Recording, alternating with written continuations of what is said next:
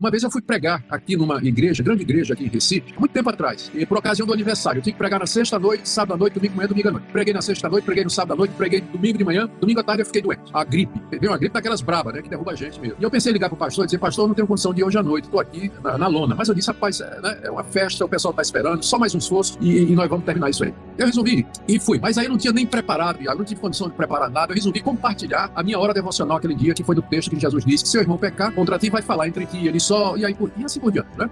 Então, eu, na hora de pregar, eu me levantei, me agarrei lá no púlpito e disse, olha, gente, perdoe, não preparei o sermão, vou compartilhar com vocês aqui o que aconteceu. E falei a respeito da necessidade da gente se reconciliar, procurar o irmão, pedir perdão, resolver os problemas, em vez de fofocar. 15 minutos, sentei procurando um buraco para me esconder, dizendo, esse foi o pior sermão da minha vida. O pastor se levantou, constrangido, né, orou e levantou as mãos para impetrar a bênção, quando uma mão levantou lá no meio da igreja, lá no meio da igreja estava cheia. Aí uma mão se levantou. Agora, isso numa igreja presbiteriana é impensável, né? É um evento. A igreja presbiteriana é um evento. É evento. E aí era um diácono, o diácono Otto Guanás Dourado Filho. Ele pediu para ir até a frente e queria dar uma palavra. O pastor estranhou aquilo, né? Isso não acontece na igreja presbiteriana, mas tudo bem. Deixou o diácono vir. O diácono veio, era um homem grande, enorme, o Otto. E ele chegou e disse, olha, pastor, eu quero pedir perdão ao senhor aqui diante da igreja, porque eu tenho falado mal do senhor a muitas pessoas aqui. Eu queria pedir que o senhor me perdoe em nome de Jesus. Rapaz, o pastor ficou assim, tá perdoado. E aí se abraçaram ali, começaram a chorar. Aí de repente outra mão se levantou. E aí se levanta uma menina e ela gritou para uma outra menina que estava do outro lado da igreja, pedindo perdão por alguma coisa que ela tinha feito. E aí fez fila no corredor central da igreja para todo mundo vir à frente confessar pecado. O culto acabou meia-noite, Iago. Meia-noite. A quantidade de gente confessando pecado, se reconciliando, pedindo perdão a Deus, a choradeira, quebrantamento. No dia seguinte, na segunda-feira, eles começaram a reunião de oração. Durou mais ou menos, durante um ano, eles se reuniam às 6 horas da manhã da segunda-feira para orar. Um período que a igreja teve um crescimento extraordinário. Bom, voltando. Naquele domingo, né, eu fui para casa, né, abismado. Estava claro que não era eu, né? Não foi meu sermão. Foi a pior coisa que eu já preguei na minha vida, né? Não foi, né? E eu disse, já sei que sermão eu vou pregar no domingo que vem na minha igreja. E no domingo seguinte, na minha igreja, eu preguei o mesmo sermão. Resultado, nada aconteceu. Nada aconteceu. Ninguém foi pedir desculpa, ninguém... Nada aconteceu. Então, apenas para ilustrar que eu e outras histórias poderiam ser contadas, eu gosto do exemplo de Elias, lá no alto do monte. Ele preparou o altar, ele colocou a lenha, mas quem manda descer o fogo é Deus. A gente prepara, a gente ora, a gente clama, mas o fogo, quem manda é o nosso Deus. E às vezes ele tem respondido, às vezes não, e às vezes quando a gente menos espera, soberanamente, e aliás essa é uma metáfora para o Espírito na Bíblia, não é? Soberanamente, como o vento que sopra onde quer, o Espírito Santo faz a obra através de quem ele quer, da maneira como ele quer, e em locais que a gente nem imagina. Ele dá uma respirada até pra continuar, porque é uma história muito, muito bela. Os senhores certamente devem lembrar de outras histórias da sua vida. Eu fico lembrando do meu sermão mais longo. A gente tinha um acampamento de missões aqui, talvez que nem apareça, talvez o pessoal corte, mas eu senti de compartilhar, porque eu era um jovem pregador, sou um jovem pregador, mas eu era mais jovem ainda. Eu comecei a pregar pra colegas de sala ali com 17, 18 anos, e a gente tinha um acampamento do grupo de missões, tinha pessoas de várias igrejas, e eu era um dos pregadores, sem nenhuma experiência de pregação. Sim, preguei, tinha pregado meia dúzia de vezes na minha vida na sala de aula. E eu ia lá compartilhar a palavra com o pessoal, e eu era recém-reformado, preparei um sermão, me deram um tema, né? Era os atributos de Deus e a nossa vida. Era uma coisa mais ou menos assim. E eu não sabia muito como preparar sermão, aí o sermão se baseava no seguinte: eu apresentava um atributo de Deus, eu apresentava o pecado humano que é referente àquele atributo, e apresentava como Deus corrige isso. Então, o sermão tinha tipo assim, 37 pontos. Cada um dividido em 3 subpontos.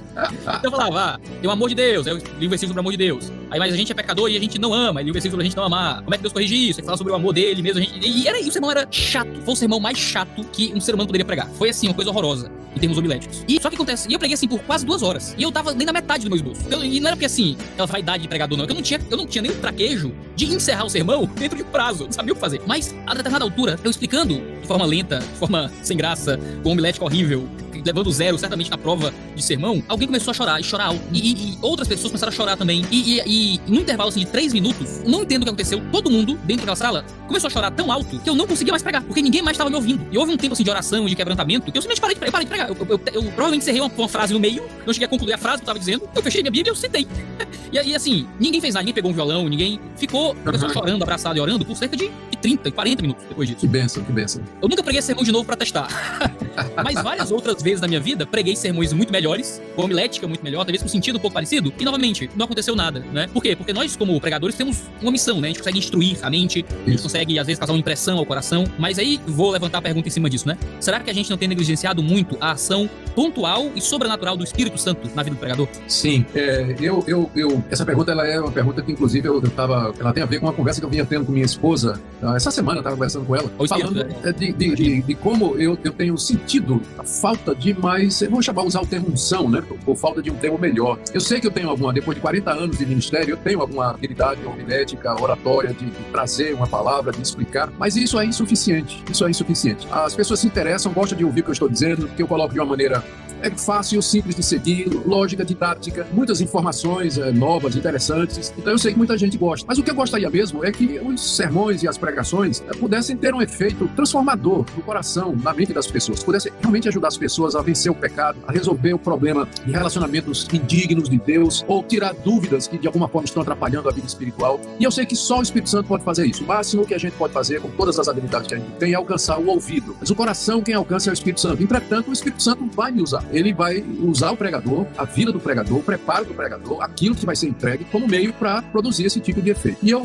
creio que há uma relação entre a preparação do pregador, a plenitude do Espírito e os resultados do sermão, que embora nem sempre eles se manifestem necessariamente ali naquela hora. Mas a semente vai ficar e a palavra vai ser usada poderosamente. Deus usa quem Ele quer. Eu sei de gente que se converteu através da pregação de pastores que depois se verificou que nem crentes eram falsos profetas, mas o Espírito Santo usou aquela verdade que tinha sido pregada, ensinada por aquele pastor, como instrumento para mudar a vida e o coração. Então, sim, existe uma necessidade dos pastores, expositores bíblicos, pregadores da palavra, que amam a Escritura, de não descuidar da sua vida de oração e de comunhão com Deus. Todo dia, eu gasto tempo em oração e leitura da Bíblia. Eu tenho um plano regular de leitura da Bíblia o ano todo, e esse, para mim, é o momento que tem prioridade na minha vida. Eu não começo meu dia sem primeiro fazer isso, porque disso vai depender o restante do meu dia. Mas eu confesso para você que às vezes eu sinto que teria sido necessário um pouco mais, orar um pouco mais, buscar a Deus um pouco mais, especialmente diante de desafios. Às vezes eu sou convidado, você também sabe disso, você é convidado também. A gente é convidado para pregar numa determinada conferência, numa determinada igreja. O desafio é muito grande, exigiria uma preparação espiritual maior